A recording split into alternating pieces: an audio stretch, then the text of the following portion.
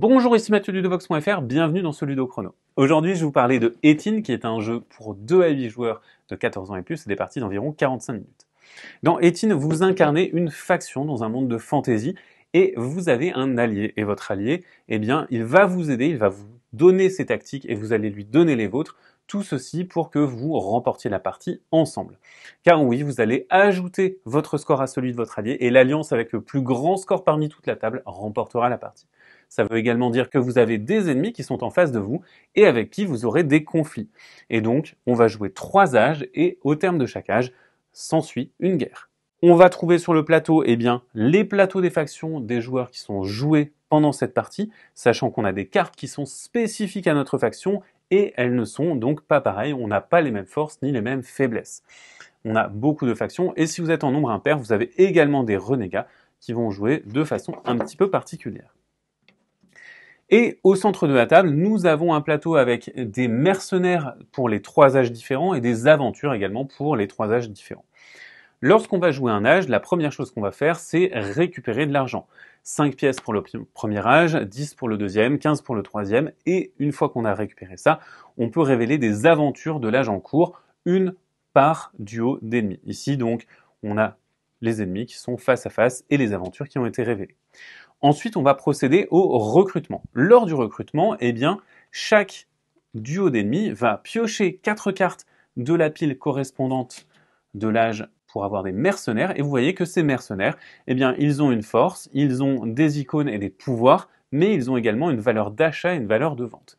Et ces icônes et ces mercenaires, on va les recruter. On va les récupérer, mais on va commencer par le joueur qui a l'initiative, qui va récupérer une carte. Le joueur qui n'a pas l'initiative va en récupérer 2, et ensuite, le joueur qui a l'initiative va récupérer la dernière. Quand on récupère une carte, on peut soit la recruter pour son coût de recrutement, soit la vendre, et lorsqu'on la vend, on va récupérer de l'or, mais elle ne viendra pas chez nous. Donc ici, par exemple, moi je choisis de récupérer celle-ci, son coût de recrutement est de 3, je vais payer 3, je récupère donc ma monnaie, et cette carte, elle vient chez moi. Ensuite, c'est à l'autre joueur. L'autre joueur va récupérer ces 2 cartes et payer 2. Hop, il va donc récupérer sa monnaie. Et moi, cette unité-là, elle ne m'intéresse pas. Je vais la vendre, je vais l'écarter, récupérer 2 pièces. Et ensuite, on aura terminé cette phase de recrutement. Bien entendu, il faudra attendre que toutes les phases de recrutement soient terminées. Elles peuvent être faites simultanément. Après quoi, on passera à la phase suivante qui est une phase d'alliance.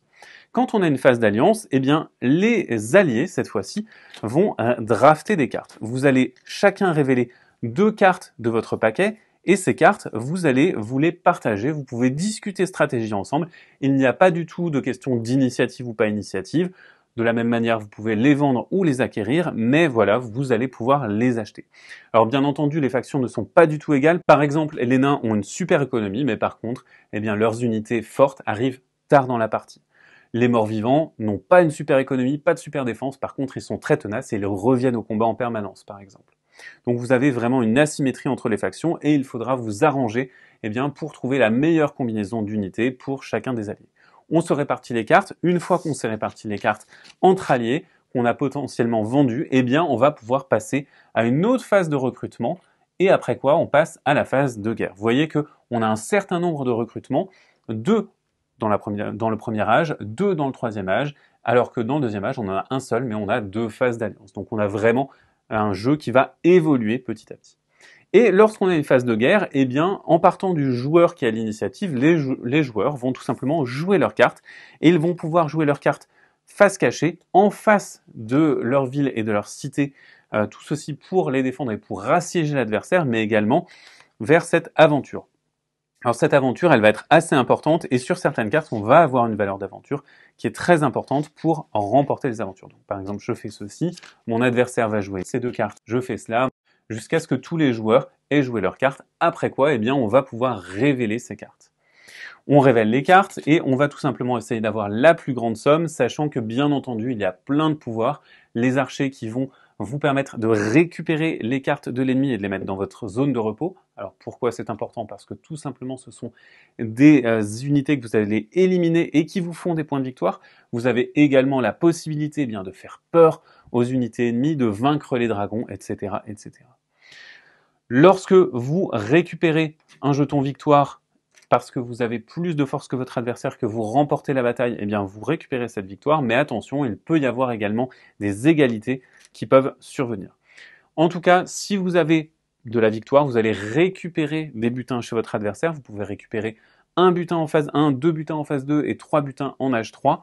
Et en revanche, vous allez ensuite faire l'aventure, et pendant l'aventure, on va également avoir un duel pour savoir qui peut prétendre à cette aventure, de la même manière que sur les cités. En revanche, après quoi, eh bien, il s'agira de tenter l'aventure. On va alors jeter un dé. Ici, vous voyez que le seuil de l'aventure est de 1 dé plus 2. Il faut avoir 5 ou plus pour remplir cette aventure. Et ici, c'est bien le cas. Je vais bien pouvoir récupérer cette carte. Les aventures, elles vont vous donner plein de choses différentes. Ici, par exemple, ça va me donner une défense particulière que je vais pouvoir placer ici et qui aura en plus la capacité de produire. Parce que une fois que vous avez terminé la guerre, vous allez pouvoir produire avec vos différents bâtiments avec des défenses particulières, sachant que bien entendu, vous allez pouvoir accumuler les défenses et que si vous avez des cartes, eh bien elles pourront être récupérées en tant que butin par l'adversaire, sachant qu'on doit commencer par prendre des unités avant de prendre des défenses. Une fois que vous avez fait ça, une fois que vous avez fait produire votre ligne, eh bien on peut passer à l'âge suivant. On va passer donc à l'âge suivant, on va récupérer de l'argent, on va refaire des phases de recrutement d'alliances des guerres. Une fois qu'on aura fait ça 3 fois, eh bien on arrivera tout simplement au terme de la partie. On va alors faire la somme de ce qui se trouve dans la zone de repos des joueurs. On va également gagner des points avec les sous, avec ce qui se trouve encore dans notre camp de guerre, et également des jetons de guerre qu'on aurait récupérés. Tout ceci va nous donner un total d'alliances, et l'alliance avec le plus grand total de points de victoire remporte la partie. Voilà pour Etine, il s'agit donc d'un jeu dans lequel vous allez tout simplement essayer de vaincre votre adversaire et aider votre allié en vous appuyant sur lui pour qu'il comble vos faiblesses. Maintenant, c'est à vous de jouer. À bientôt sur ludovox.fr.